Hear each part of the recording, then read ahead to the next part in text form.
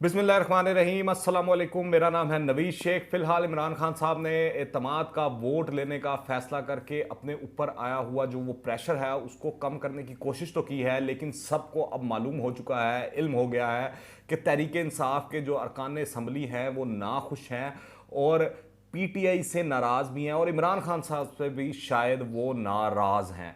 तो देखना यह है कि आने वाले दिनों में वो एतमाद का वोट लेने में कामयाब होते हैं या नहीं होते। आज उन्होंने अपनी पार्टी जो लीडरान हैं और जो पार्टी है उसका इजलास भी बुला लिया है और उसमें अहम फैसले भी मतवक्को हैं और चीज़ें वो मुशावरत भी करेंगे और देखेंगे। और जबकि इमरान खान साहब का जो कुछ बयानात और चीज़ें सामने आई हैं उससे पता लगता है कि इमरान खान साहब काफ़ी गुस्से में हैं। कल का जो यूसुफ रज़ा गिलानी साहब ने अपसेट किया उसके बाद से उनका कहना है कि अगर किसी को मुझ पर एतमाद नहीं तो मेरे सामने आए, मैं जो हूँ चूहों की तरह छुप कर नहीं बैठा रहूँगा। और ये वो इस तरह उन्होंने बातें की हैं बड़ी कि मैं बड़ा ये हूँ, लीडर हूँ, कप्तान हूँ। वो हैं तो वो कप्तान, फिर वो तो गुस्सा तो उनका जायज़ है, वो बनता है। उनकी पूरी पार्टी उनसे दगा देगी है।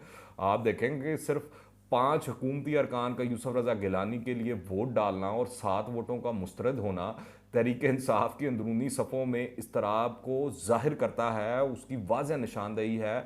और अच्छा मैं ये बताऊं, पीडीएम अब खाली जो है वो ये उनका हमला नहीं था, अब वो मुसलसल और बड़ी जगहों पे और बड़ी सीटों के ऊपर जो है वो पार्लियामेंट के अंदर पीडीएम हमले करने जा रही है। इस वीडियो के अंदर आगे चल के मैं आपको तफसील से उस बारे में बताऊंगा। इसके अलावा पार्लियामेंट से बाहर भी जो वो सियासी दबाव है वो अपना बरकरार रखेगी, चाहे वो धरनों की शक्ल में हो, जलसों की शक्ल में हो या लॉन्ग मार्च की शक्ल में हो। आप देखें तहरीक इंसाफ ने सबसे ज़्यादा मालदार उम्मीदवार जो थे वो मैदान में उतारे थे, मगर उसके बावजूद हुकूमत की घबराहट इस सेनेट इलेक्शन से पहले ही बता रही थी कि दाल में कुछ काला ज़रूर है। लेकिन ये मालूम नहीं था कि पूरी की पूरी दाल ही काली है। जब रिजल्ट आया तो पता लग गया कि पूरी की पूरी दाल ही काली है। अभी ये आप देखें, इसमें आसिफ अली जरदारी साहब ने और अहमद मीर साहब को इंटरव्यू दिया, उसमें उन्होंने वाज़ह इशारा दिया कि जो था हमने 20 वोटों या इससे भी ज़्यादा वोटों की लीड से जीतना था। तो इसका मतलब है वो अच्छी खासी नकब जो है पीडीएम ने इसे इमरान खान साहब की जमात और उनके तहादियों के अंदर लगा दी थी। मगर वो आखिरी एक आधे दिन में कहीं वो स्पेशल फ़ोन कॉल्स वगैरह गई तो वो जो कोलेट्रल डैमेज है वो थोड़ा कम हो गया, वरना नहीं तो ये डैमेज पीटीआई को बहुत ज़्यादा नज़र आना था और हमको भी नज़र आना था। आप देखें शहरियार अफरीदी जो हैं पीटीआई के बड़े ही मायानाज वजीर हैं और वो हमको हमेशा बताते हैं कि जान जो है वो उन्होंने अल्लाह को देनी है। मगर उनको ये वो शायद मेरे ख्याल से लोगों को बताना भूल गए कि उन्होंने कभी किसी को वोट नहीं डालना। अच्छा क्यों वोट नहीं डालना वो मैं आपको बता देता हूँ, क्योंकि उनको वोट डालना ही नहीं आता। और ये मैं नहीं कह रहा, ये उन्होंने लेटर लिखा है इलेक्शन कमीशन को, ये आप देख लें स्क्रीन पर चल रहा है कि वो वाज़े और साफ लिखा हुआ है उसमें कि उनको वोट नहीं डालना आता। और दावे इनके सुन लें आप, इनके दावे हैं मुल्क चलाने के, तब्दीली लाने के, निज़ाम बदलने के और पता नहीं क्या क्या इस मुल्क को बनाने के। अच्छा ये तो एक खाली वज़ीर हैं ये नहीं, इसके अलावा फिर वो इनकी वज़ीर हैं जरताज गुल बीबी, वो जो मौसम का हाल वगैरह बताती हैं, बड़ा वो लोग खुश रहते हैं वो जब भी स्क्रीन पे आती हैं तो, क्योंकि वो बातें ही ऐसे ही करती हैं। इसके अलावा और कुछ भी नहीं है, वो बातें ऐसी करती हैं। तो वो उनके हवाले से भी खबरें बहुत गर्दिश हैं कि वो जो है वो बता रही हैं कि इमरान खान साहब वोट डालने के तो जहाँ उन्होंने दस्तखत किए जरताज बीबी ने कर दिए, जहाँ उन्होंने वो मोहर लगाई उन्होंने भी लगा दी, तो वोट ज़ाया हो गया। इमरान खान साहब का भी उनका भी, वो इमरान खान साहब की देखी देखी उनका वोट भी ज़ाया हो गया। तो ये मैं नहीं बता रहा, ये मैं क्योंकि ना मैंने देखा है ना मुझे पता, ये इसके रावी बहुत से लोग हैं। नवीद कमर साहब ने जियो पे वो बताया, वो आकर फिर एक वो कयूम सदीकी और वो उनकी चल रही है, एक शॉर्ट चल रहा है उसमें भी वाज़ह तौर पे वो उसमें भी वो बता रहे हैं कि इमरान खान साहब ने खुद गलत वोट डाला है। फिर आप देखें इनकी ये कारकर्दगी है और ये अहलियत है। आप शॉर्ट सुन लेंगे ज़रा, एक शॉर्ट सुन लें फिर उसके बाद आगे बात करते हैं। फिर मैं पोलिंग एजेंट था तो हमें बताया गया, हॉल में आवाज़ आई कि वज़ीर आज़म इमरान खान, सिलेक्टेड वज़ीर आज़म ने 1 लिखने की जगह टिक लगाया है। तो मैं आपको ये ऑफिशियली कंफर्म करना चाहता हूँ कि पीटीआई के 2 वोट निकले हैं जिसमें हफीज़ शेख के नाम के आगे टिक लगा है। तो जिस वज़ीर आज़म को वोट डालना नहीं आता उसने मुल्क खाक चलाना है। तो सुना आपने कि जो इमरान खान साहब ने भी गलत वोट डाल दिया था। तो ये तो एहलियत है और इन्होंने मुल्क चलाना है। इन्होंने पता नहीं इस मुल्क के साथ और इस निज़ाम के साथ पता नहीं क्या क्या किया होगा, आप खुद अंदाज़ा लगा लें। बाकी जिन लोगों को वोट डालना ना आता हो, जिन लोगों को पता ना हो कि वोट कैसे कास्ट करते हैं, उन्होंने इस मुल्क को क्या खाक चलाना है। दरअसल तहरीक इंसाफ को तवक्को थी कि एक बार सेनेट का इलेक्शन गुजर जाए, फिर सुकून.com होगा और अगले जो 2.5 साल हैं वो आराम से गुजरेंगे, याशी करेंगे, मौजे मारेंगे। मगर जो गिलानी साहब हैं उन्होंने इस्लामाबाद की सीट पर अपसेट कर कर एक बिल्कुल ही नया मंजरनामा जो है वो तश्कील दे दिया है। और अब ऐसा लग रहा है कि हुकूमत के जो बाकी मांदा 2-2.5 साल या 2.25 साल रह गए हैं वो आसानी से नहीं गुजर सकेंगे और अपोजिशन सेनेट में अपनी फतह के बाद पुरएतमाद होकर बार बार हुकूमत पर वार करेगी। ये जीत दरअसल जाहिर कर रही है कि हुकूमत की मनसूबा बंदी और सियासी दानिश कमज़ोर थी, वरना हुकूमत होते हुए और आप इस तरह की शिकस्त हो जाए, इस तरह की हार हो जाए, फिर कहने का मतलब है हुकूमत च रहने का फायदा ही नहीं भाईजान, फिर हुकूमत छड़ देनी चाहिए। आखिर क्या वजह है कि आप देखें कि दर्जनों वजीर थे, दर्जनों मशीर थे, गवर्नर थे और पसे पर्दा पता नहीं कितने किरदारों की मौजूदगी थी, वही वो फोनों वाले वो, और हुकूमत को पता ही नहीं चल सका कि उसके अपने MNA जो हैं, अपने ही जो इत्तेहादी हैं हुकूमत के साथ हाथ करने वाले हैं, हुकूमत को हाथ दिखाने वाले हैं और उनकी इमरान खान साहब की नाक के नीचे से वो जो है वो चीज़ें जो है वो आगे पीछे कर देंगे और इमरान खान साहब की शिकस्त का सबब बन जाएंगे और वफाक के अंदर हुकूमत को शिकस्त हो जाएगी। तो ये किसी ने सोचा था? नहीं सोचा था।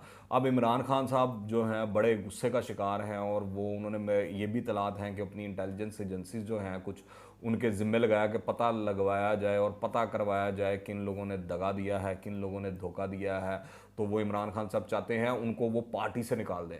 तो मैं बस वो इमरान खान साहब को यही कहना चाहता हूँ, इमरान खान साहब ये अभी गुज़िश्ता ज़िमनी इलेक्शन गुजरे हैं, इनका रिजल्ट देख लें। उनको पार्टी से निकाल दिया और वो डी-सीट कर दिया तो फिर दोबारा इलेक्शन कराने पड़ेंगे और इलेक्शन मुझे नहीं लगता कि अब ज़िमनी इलेक्शन या कोई भी इलेक्शन तरीके इंसाफ बासानी जीत सकेगी किसी मदद के बगैर। अपने बलबूते पे बहुत मुश्किलात की हैं मेरे हिसाब से। तो बाकी इमरान खान साहब बेहतर जानते हैं, कप्तान हैं, अब उनके आगे तो नहीं बंदा कुछ कह सकता। वज़ीर आज़म को मेरे ख्याल से फौरी तौर पर चाहिए कि अपनी जो सियासी टीम है उसको मुनज़्ज़म करें और काबिल और होशियार लोगों से रहनुमाई लें ताकि आइंदा जो हुकूमत है वो किसी नए गड्ढे में ना गिरे। आप देखें तहरीक इंसाफ का अलमिया ये है कि उसके पास जहांगीर खान तरीन जैसा कोई भी दूसरा शख्स मौजूद नहीं है जो कि ये सियासी मामलात को डील करने का माहिर हो और चीज़ें और ये जो इलेक्शन वाली पूरी एक साइंस है, पूरी एक गेम है, उसको समझता हो, उसको डील कर सकता हो। कुछ लोग हैं, ऐसा भी नहीं है कि नहीं है कि खाली जहांगीर तरीन ही थे। आप परवेज़ खटक का नाम ले सकते हैं या फ़रोग नसीम का नाम ले सकते हैं, मगर या तो वो सामने खुद नहीं आते या उनको आने नहीं दिया जाता या इमरान खान साहब खुद नहीं चाहते कि वो आगे आएँ और चीज़ें डील करें और सियासी मामलात को देखें।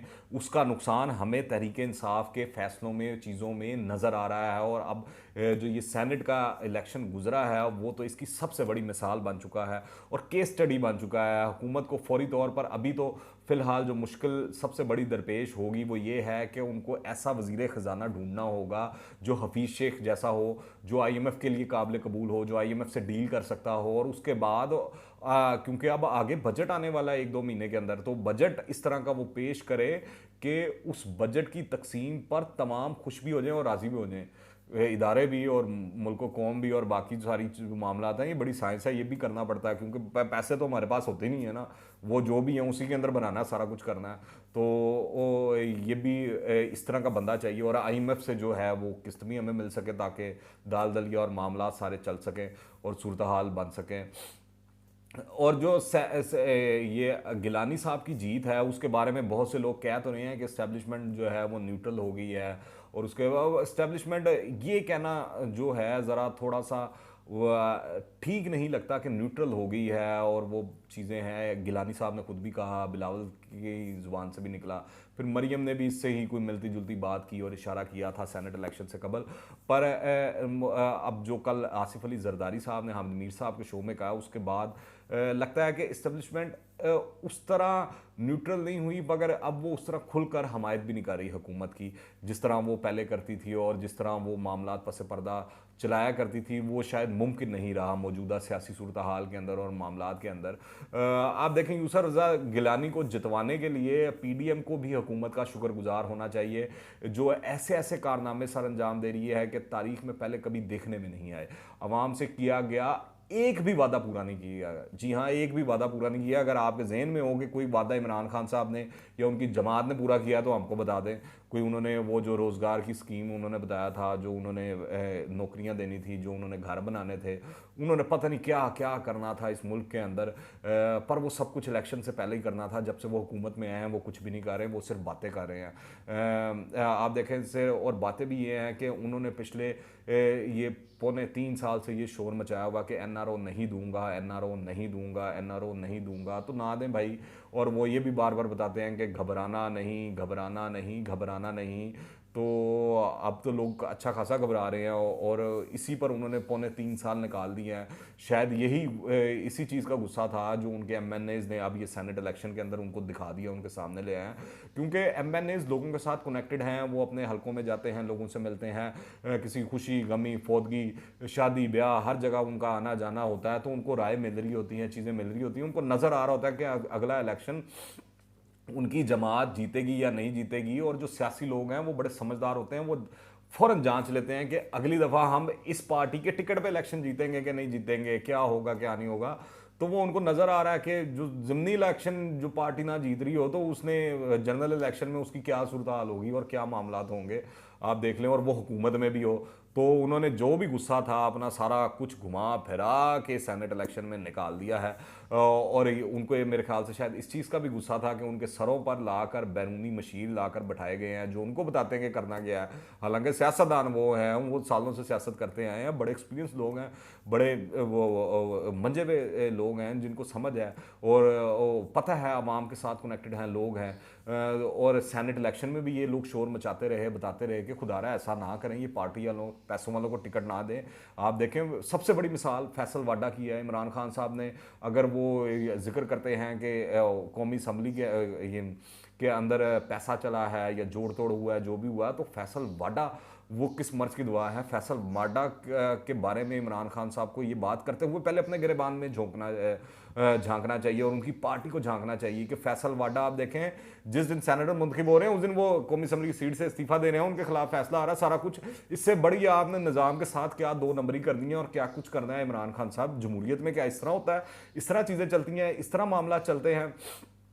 तो ये फैसल वाडा जो है सबसे बड़ी मिसाल है इमरान खान के लिए और उनकी जमात के लिए। बिलाशुबा जो है हुकूमत के जो है सर से पांव तक ये जो गिलानी साहब की जीत है उसने हिला कर रख दिया है। ओपोजिशन का जो हौसला है वो बढ़ चुका है।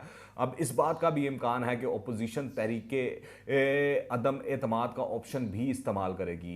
इमरान खान साहब तो वोट ऑफ कॉन्फिडेंस लेने जा रहे हैं। इस हवाले से भी खबरें ये गर्दिश हैं कि पीडीएम सोच रही है कि जो पहले वज़ीर आज़म थे राजा परवेज़ अशरफ साहब उनको सामने लाया जाए और उनको यकीन है कि वो के नंबर गेम के अंदर इस तरह वो अपना वज़ीर आज़म बनवा सकते हैं। और दूसरी जानिब आप देखें वो ये भी सोच रहे हैं कि वो स्पीकर भी बदल सकते हैं।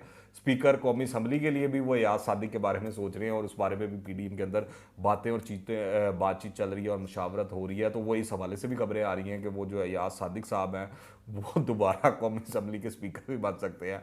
तो ये दो गेम प्लान्स जो हैं पीडीएम ने तैयार किए हुए हैं जो कौमी असम्बली है वहाँ पर। और दूसरी जानिब अगर आप सेनेट के अंदर देखें जो अब तो पूरा रिजल्ट आ चुका है, उसके बाद पीडीएम के जो यूसुफ रज़ा गिलानी हैं उनके चेयरमैन सेनेट बनने का इम्कान जो है बहुत ज़्यादा बढ़ गया। उसकी वजह यह है कि पीडीएम इत्तेहाद जो है उसको 6 नशिस्तों की बरतरी हासिल हो चुकी है और जो अपोजिशन अरकान की तादाद है वो 53 है, जबकि पीटीआई और इत्तेहादियों की नशिस्तें जो हैं 47 रह गई हैं। ये हो गया तो ये भी तय है कि जो पीपल्स पार्टी का चेयरमैन सेनेट होगा उसने किसी भी किस्म की कानून साजी को नहीं होने देना या बहुत मुश्किल बना देना है। यानी अगले 2.25 साल हुकूमत के सर में दर्द किए रखना है पीडीएम ने, पार्लियामेंट के अंदर भी और पार्लियामेंट के बाहर जो है जिसको देख रहे हैं वो ये है और मरीम नवाज उसको देखेंगी सारे मामलात को।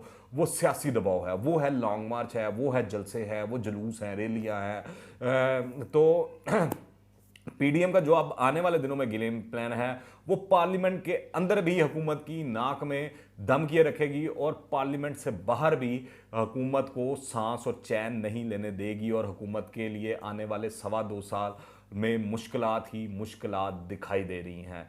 आगे जो भी सूरत बनती है आपको आगाह करता रहूँगा। फिलहाल दरख्वास्त आपसे यही है कि ये जो चैनल है इसको सब्सक्राइब करें और जो ये घंटी का निशान है इसको भी प्रेस कर लें। दुआ में याद रखिएगा। अंटिल द नेक्स्ट टाइम, अल्लाह हाफ़िज़।